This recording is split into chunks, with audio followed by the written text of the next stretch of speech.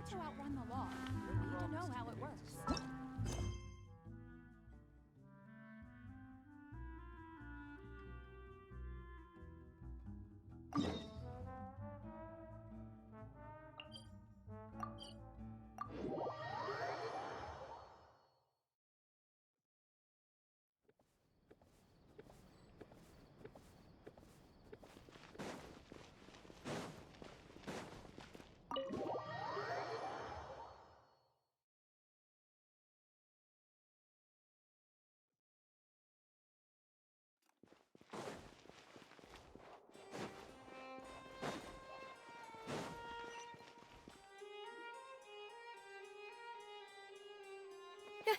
You're here!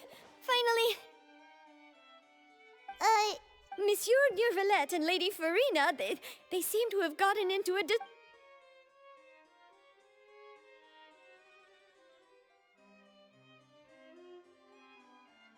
Like I said, I've already explained everything! And yet the problem has not been properly solved. There is little space for excuses between us. It is not my intention to offend you, but please, tell me where you stand. You are the Hydro Archon Focalor, are you not? Look at this. This is a list of the victims from the recent Poisson incident.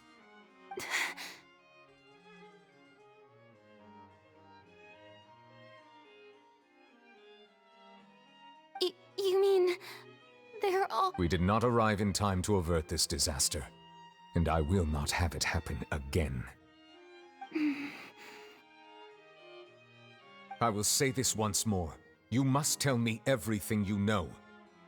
Yesterday, I found 3 stone slates in some ancient ruins near Poisson. Do you know anything about those? Seriously? You're questioning me like this is a court case now. But you found them in some ancient ruins, you say? That's correct, which is why I came to ask you some questions. There should have been 4 slates, but one of them was missing. The other 3 featured different images that seemed to correlate to the prophecy. The prophecy? The second of these slates depicts the previous Hydro Archon Egeria kneeling before a floating island in the sky, as if confessing something. Do you know nothing of this either? I don't. I've never seen such slates. I'll ask you again.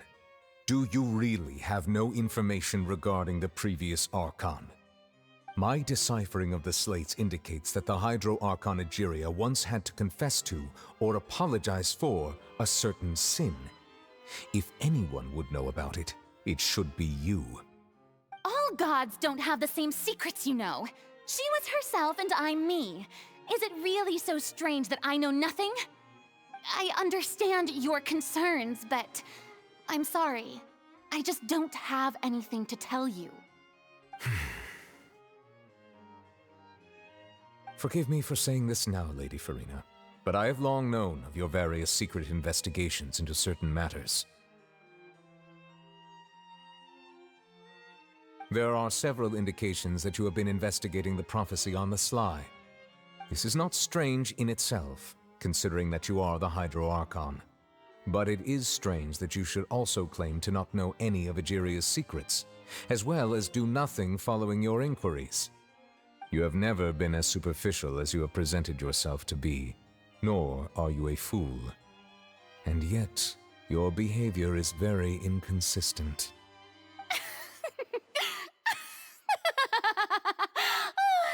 So you've been watching me all this time, have you?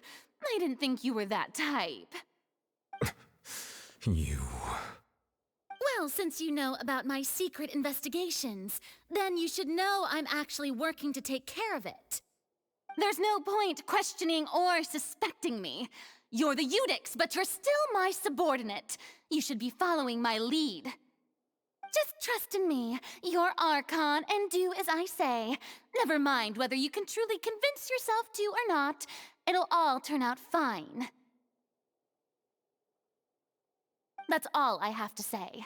We do not discuss this matter again. Oh, the opera's about to start. Toodles!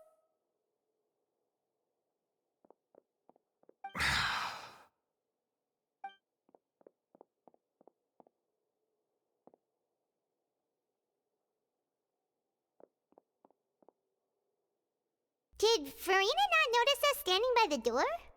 Wonder what's up with her. She was smiling. I assume you've been outside for a while now? Oh, you noticed.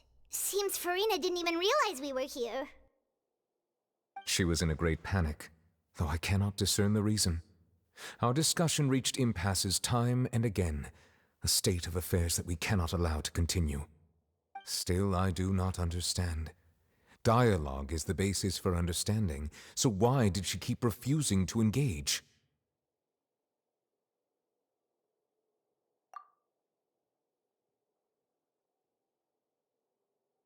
Everyone in her inner circle has noticed that she is hiding some secret. The issue is her attitude. I fear that she will not reveal anything unless absolutely forced to. We may have to create a situation in which she will have no choice but to speak. Oh? Like what? Normally, people will only reveal the truth when standing trial. Perhaps we must have the Hydro Archon experience just such a scenario. But Farina's seen so many trials, and she's really good at dodging questions. How do we make sure that she won't just slip away at the first chance she gets? We will need to consider this thoroughly, join forces with various parties, and then do what we can. If at all possible, I would prefer to recuse myself from this affair, but we must prevent the prophecy from coming to pass. This may be cruel to her, but all Fontaine is in crisis. The information a god possesses is too precious, and so we must take a chance on this. But who will lend us their aid to do such a thing?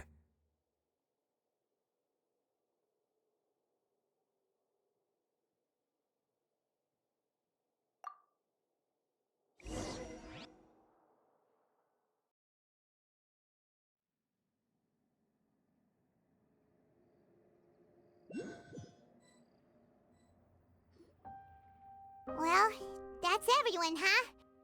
Speaking of which, it was pretty smart of you to think of hiding here. Poisson was just involved in a disaster, so it's presently devoid of people.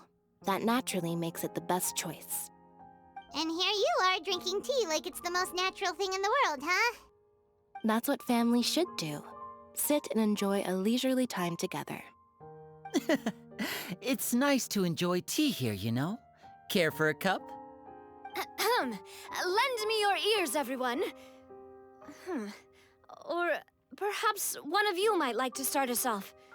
How about you, friend? Me? No, I don't think I can.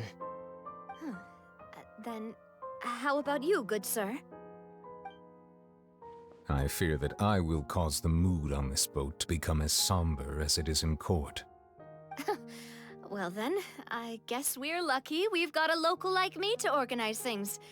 Wonderful, the spotlight at last. I guess I'll be facilitating things from here. That was a little long-winded, don't you think? Oh, you might be right.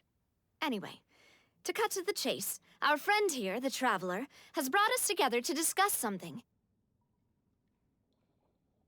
As for what that is, well, let's start by saying that we'll be pooling our efforts together to create a series of traps. Oh, how intriguing. Well, it's just an expression, really. One that I just learned from Chlorand, and used on the spot. So, let's invite her to explain in detail. A round of applause, please.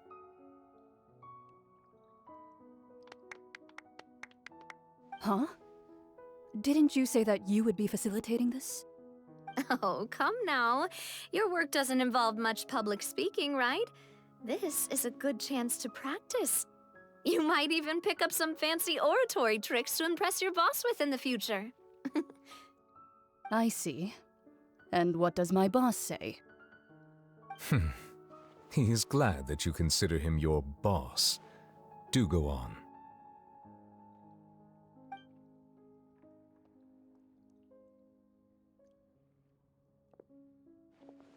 In that case, do any of you have experience hunting. Not that I recall. Fremine and I once used a wooden stick in a basket to catch wild rabbits when we were younger. As for Lynette, Oh, right. You were sick that day, weren't you? I've also gone diving to catch some fish before. Does that count? I'm afraid not. You may or may not have heard, but Fontaine once played host to a group known as the Marechaussee Hunters. Though that was their name, they did not hunt animals, but rather various monsters left behind by the ancient dynasty of King Remus. Today, Fontaine's monster population has already thinned greatly, so the hunters have blended back into society, taking up arms in other lines of work. They even left a unique methodology of hunting in their wake.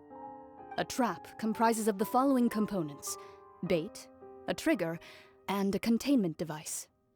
Sometimes a lethal implement will also be necessary to deal with the prey. So, if we were to build a trap together, right now, what would you choose to build it with? For me, I would prefer something basket-shaped. Pigeons and rabbits will see the bait and naturally enter the snare. Our line of work requires a deft hand, and we're some of the best in the industry, so you can count on our techniques. You used some of those techniques while moving the people of Poisson, didn't you? My subordinates mentioned that you even performed some magic for the bawling children. Yes, and I even managed to gather some intelligence in the meantime. I'm quite the multitasker if I do say so myself. I'm afraid I can't claim that as my strong suit. I prefer more stable methods, like placing bait in the water and waiting for the fish to come within reach. That's the kind of method I would count on. Calm and steady. Exactly the kind of person who would catch loads of fish. And I can be their assistant. With discretion, I'm sure. I'd probably use some sort of mechanical animal. Papa once bought me some small clockwork squirrels, mice, and such. When placed in the forest, they can attract others of their kind.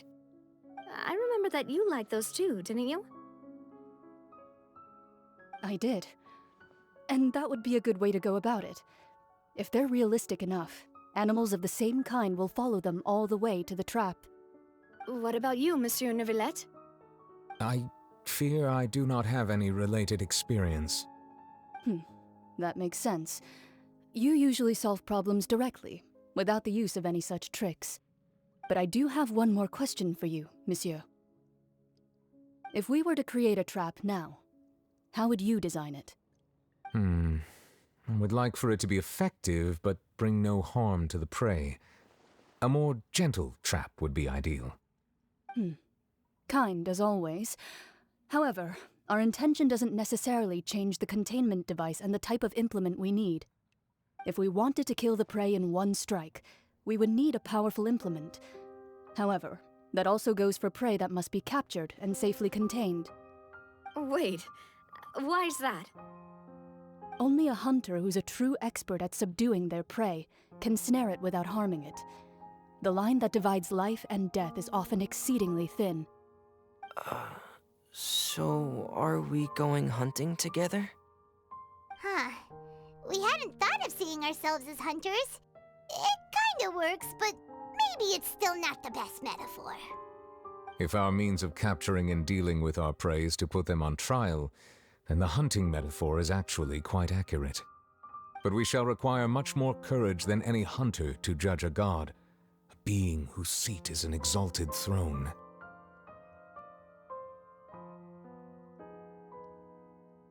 Oh, so that's what's going on. Sounds very interesting.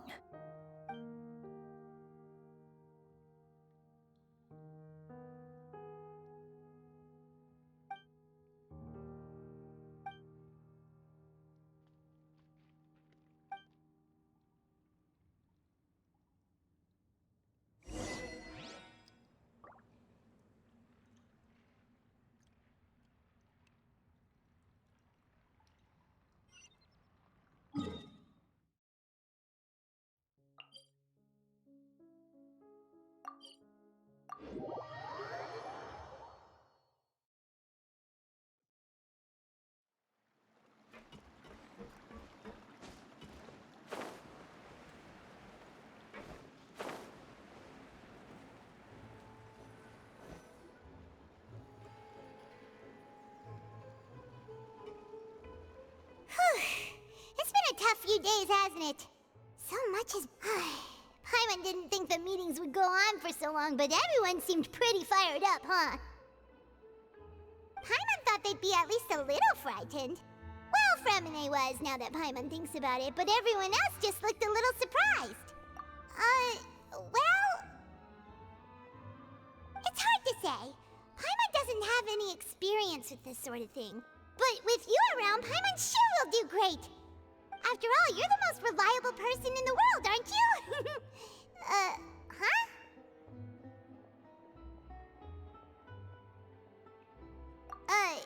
Did you just pour some tea? Paimon didn't notice you doing that at all. Then what's that? Paimon's never seen that cup before. Don't be frightened. I'm just joining you two for tea. I merely refrained from saying anything till now. Who's that voice? But there's no one here. Ah, have you forgotten me already? Wait, you are familiar. You're the voice we heard from the sky in Sumeru. The voice from the sky, I fear that description is wrong. Though, not completely wrong. You're feeling lost now, just as you were feeling previously. I sensed that confusion and thus came to you. Guiding people is an irresistible hobby of mine, after all.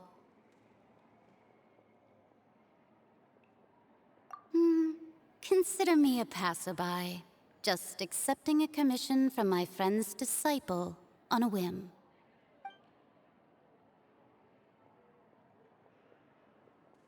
The prophecy. Yes, what has been prophesied will be fulfilled.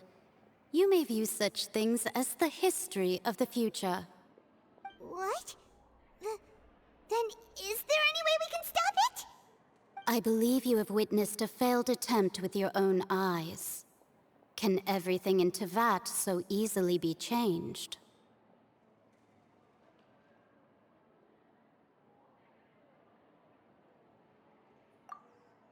Ah, so you've caught on. Just as prophecies are usually only the future as seen from the perspectives of the gods, could things be happening in hidden corners where the gods' gaze does not fall? Are the things that you shall see different from the fate that the gods perceive?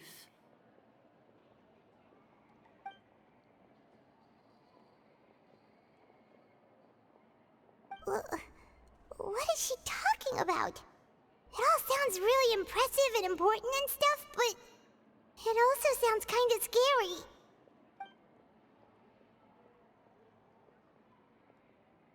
I believe that you understand, right? Some things are insignificant, but others you must reach out to change. Ultimately, fate shall serve as your only guide, no matter what will happen in Teyvat's future. All you need to do is to play your part. This was good tea, by the way. Thank you for your hospitality. Well, that'll be all for today. The voice. It's gone.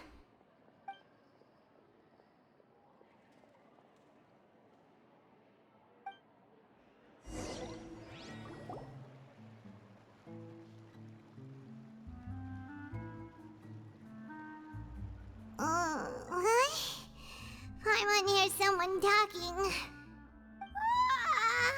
right, coming.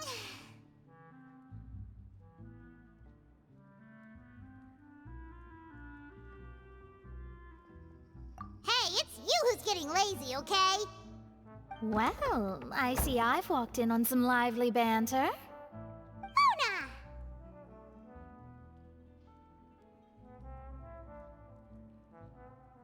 Fine, just fine. I went to take part in that Steambird panel. It turned out to be more interesting than I expected. Not all Fontainians are pessimistic about this. One journalist mentioned that sitting around and waiting for the end to come would be wrong, and that they should make their own rescue preparations. I agreed, so we had a brief chat with her. Did she have pink hair by any chance? Why, yes, it was Charlotte. You remember her, right? That daredevil journalist? I'm in full support of her view. Prophecies are very important, but how can people allow their lives to be commandeered by just a few words? That's right! Paimon's glad to hear something sensible for once. Ah, yes. About what we had discussed before. I did try, but I'm afraid I couldn't reach the old hag. I'll try again tonight, but I wouldn't get your hopes up. Huh?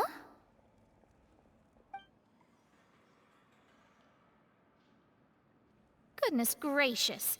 Are you serious? She said that even the god's gaze has blind spots. Pretty bold if you ask Paimon. Most people would believe the gods to be all-knowing, right? The Hexen Circle members are certainly anything but ordinary. As for the mage named N, the old hag has mentioned her a few times. She said that N's sense of direction is incredible, and that she loves guiding those who are lost. But I've never met her, and Whoa.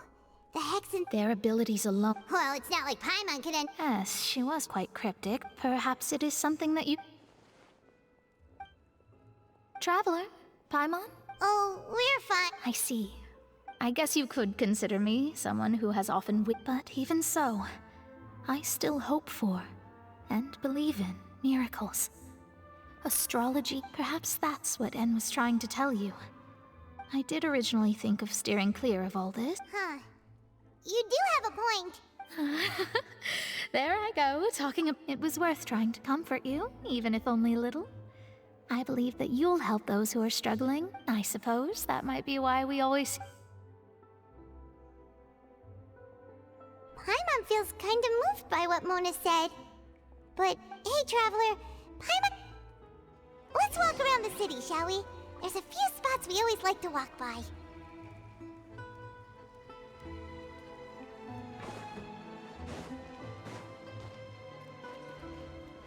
Am I imagining things? Or is all this stank making me dizzy?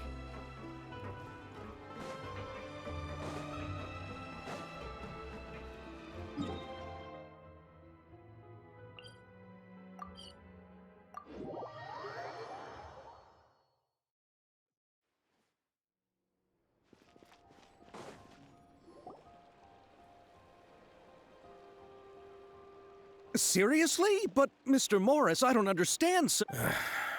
But what about my film? Well...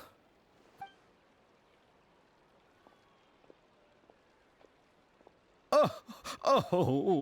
Hey, isn't that Xavier? Xavier! Oh, why, if it isn't the dear Traveler and... Well, I was... Can't you just find a different... Unfortunately, that's... The Fontanalia Film Festival? Oh, is this your first... The Fontanalia Festival. The holiday is... But what's with that weird expression on your face? It's like you're trying really hard to remember something. Ah, I would... Well, either way, Yes, those are festivals to commemorate the Lock Nights. But a few years ago... that really doesn't... The whole thing seems more akin to a... Oh, that sounds pretty fun. Ah, yes, it appears The Fontanalia Film Festival is an event proposed by the Fontaine Film Association this year. Now that filmed during this time, people may submit... The what award? The Farina Award! You know, after the Hydro Archon. They coined it while Lady Farina... Perhaps everyone still thinks of it as a pretty... Oh, but who... Chiori? Sounds familiar. Yes, that's her. I asked her to oversee the event's art direction. Oh, Paimon remembers... How to describe her remarkable design? Anyway, Chiori is acquainted with... Who are the actors from Inazuma? Do we know... Why don't the two of you accompany me to the... Judging from the time...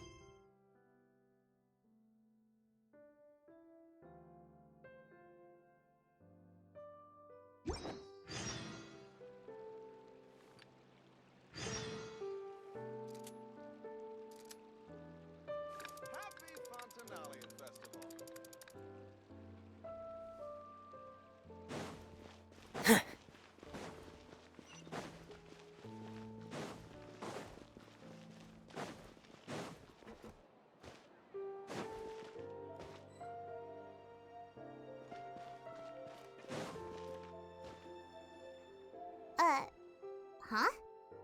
Our names are written in this newspaper. Let Paimon see! The underwater stronghold, the Fortress of Meripede, has continued in my recent attempts to enter the fort. Thus, did an Outlander friend become... So while the fortress is in here, journalist Charlotte's biggest scoop... Huh. Charlotte took so many awesome photos of us, she hasn't been able to get a hold of anything at the fortress. Ugh, seriously? Well...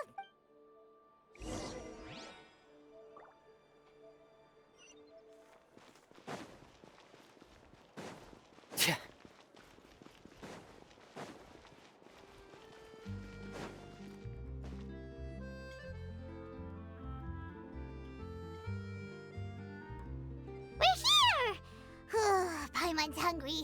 Should we go in and get something to eat?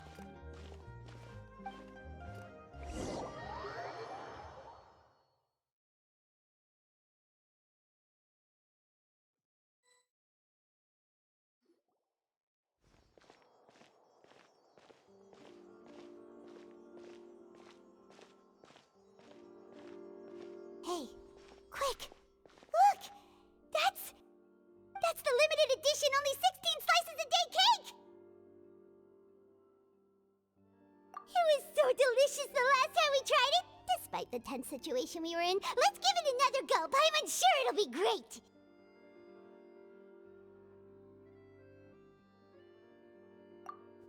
One slice of cake, please. Someone showed up after all! Oh, wait, you're the one from the Palais Mermonia. Oh, are you here to buy cake too? It seems Monsieur Nervalette was right. You really can eat. Wait, did he really say something like that? That's right. Even he has his own preferences when it comes to food. As for me, I love the cake and coffee here. Do you come here often? Usually every day. Every day? It's part of my daily schedule, apart from work. I shall have my cake and coffee. Then what if someone told you one day that this place would be closing soon, and you wouldn't get to eat cake here anymore? What would you think? But why would it close?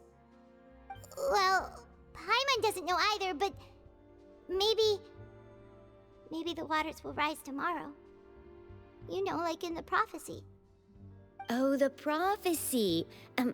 To be honest, I haven't paid much attention to that. No, still, even if there'd be no more cake tomorrow, that wouldn't keep me from having some today.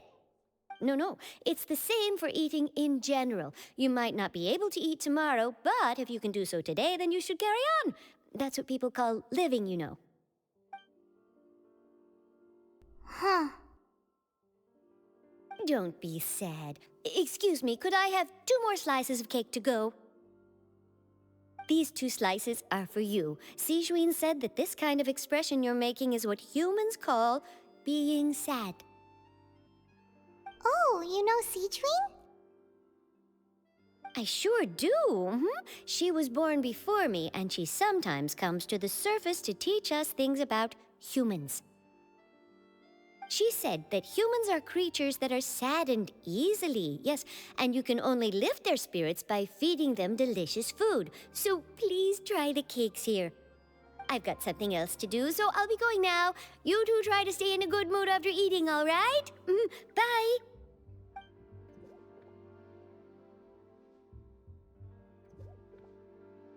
And there she goes! Alright, let's dig in. I'm sure this cake will be delicious.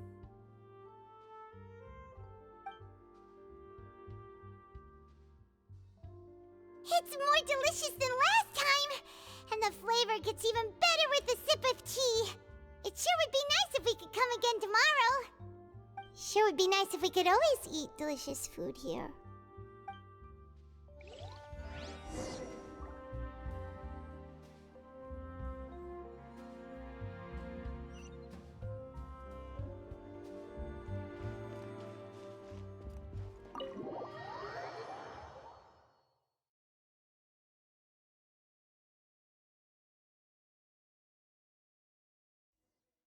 Oh, we're near the Steambird office. Let's go look for Charlotte and have a chat.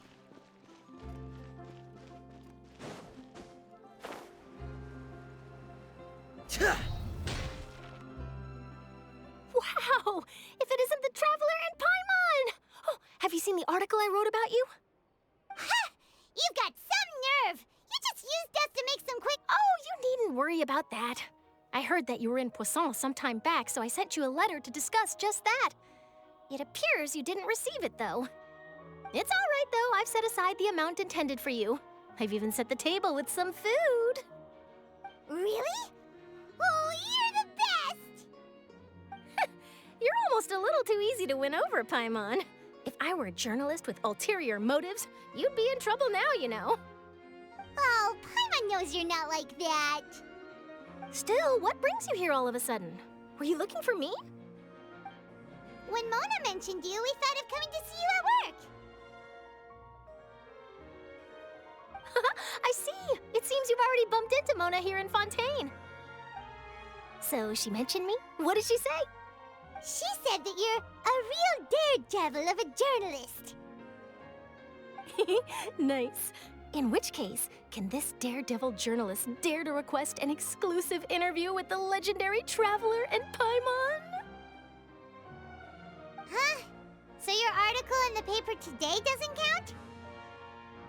Oh, of course it doesn't. That was more like live photography. What I'd like to do is dive deeper and ask you to talk about the things you've seen and experienced. Yeah, are we even qualified enough? Why not? If I say you're worth an interview, then you're worth it. But not right now, of course. I'll need a few days to prepare. Oh, in that case, we'll just chat when you have the time then? Oh, so that's a yes? Ooh, splendid! I'll tell the editor-in-chief immediately. I'll have to apply for lighting, a venue, some props, and... Whew, so much to get done now. Talk to you later. Wait, Charlotte, Paimon's still got a question for you. And what's that? If, just for example, Fontaine were to be flooded tomorrow, what would you do today? Huh, that's the prophecy you're talking about, isn't it? I mean, I do hear about it often, but I've never once thought that the day could be tomorrow. If you're seriously asking, then I might try and think of a way to leave Fontaine. Oh, but I'm still a journalist first and foremost. That means I have a duty to be reporting from the scene. And secondly, I wouldn't forsake my homeland that easily. From what I've seen, most people don't know what they'd do should the worst come to pass. In truth, it might be better just to behave like normal rather than worry over such an end. So in all likelihood, I'd probably still be prepping at the office for that interview of ours. I know what you're thinking. That sounds a bit sad, but I've always believed that it's best to do what you enjoy. Just think about it. If this nation really were to be suddenly destroyed tomorrow, but I still successfully finish an exclusive interview with a truly unique person, then the story I would wind up writing would truly be timeless. And then do you know what I'd do? Well, I'd write that story, send it for printing, and use messenger pigeons to get copies out to the various nations as soon as possible. I'm not a dreamer, nor am I a workaholic, but I do love my job, and I'd be proud of leaving such an article behind. I guess you could say that I was born to be a journalist. But anyway, that's my answer. And on that note, I'll get back to my preparations. That's so nice. All of a sudden, Paimon actually kinda envies her. Anyway, let's go and take a look at the sea, shall we?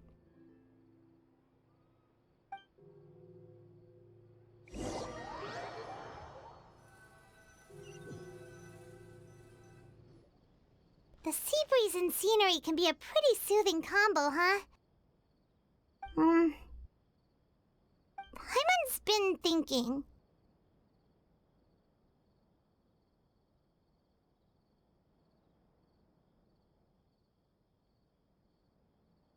If it wasn't Fontaine, but all of Tevat that would be destroyed tomorrow, where would we go and what would we do?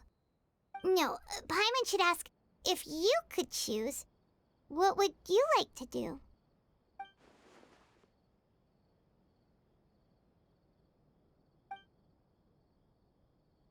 We've always been moving to the next destination, so we haven't spent much time thinking about these kinds of things. We didn't have to either, with us always being on the road and whatnot. You mean, still traveling? Huh. Wait, isn't that what we've always been doing?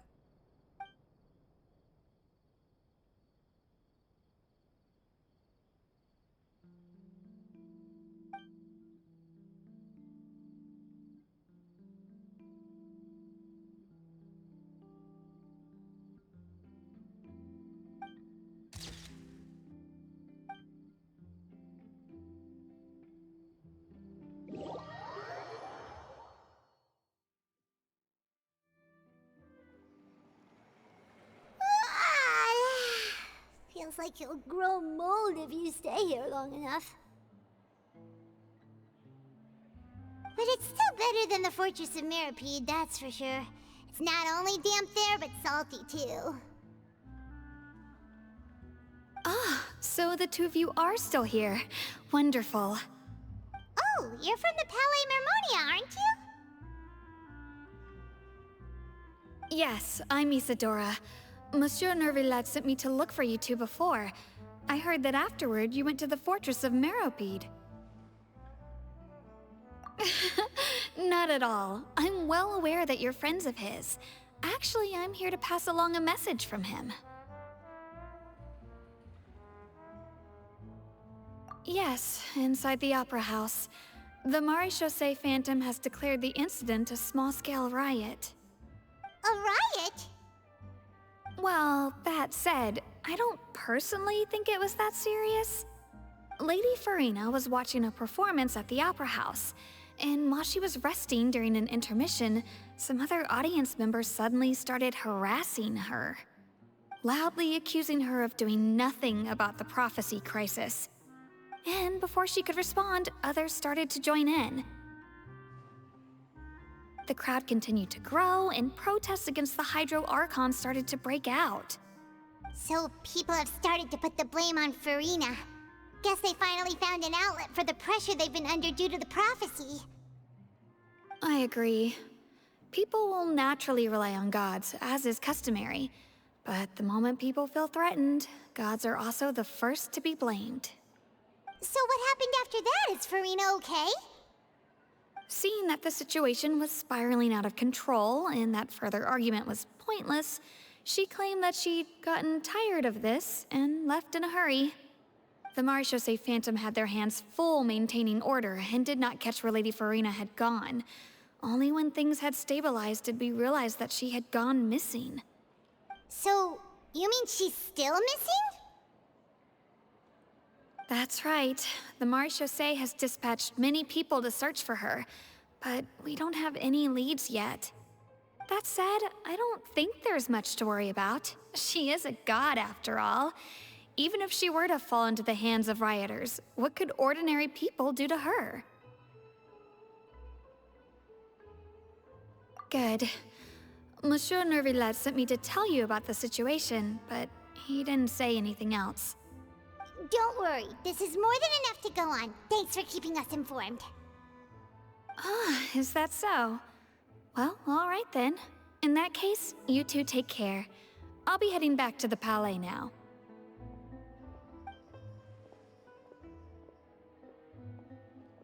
Well, sounds like we should hurry over to Poisson then. If we know Farina, she won't try to fix things in this situation. Instead, she'll look for a place to wait out the heat.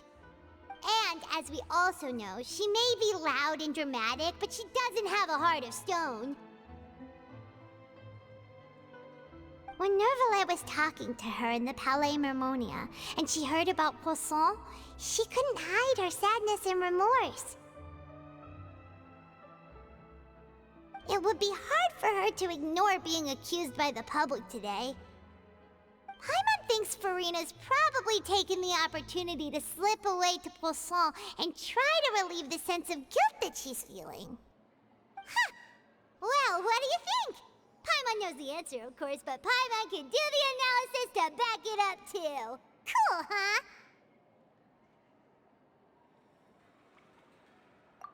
that case, there's not a moment to lose. Poisson, here we come!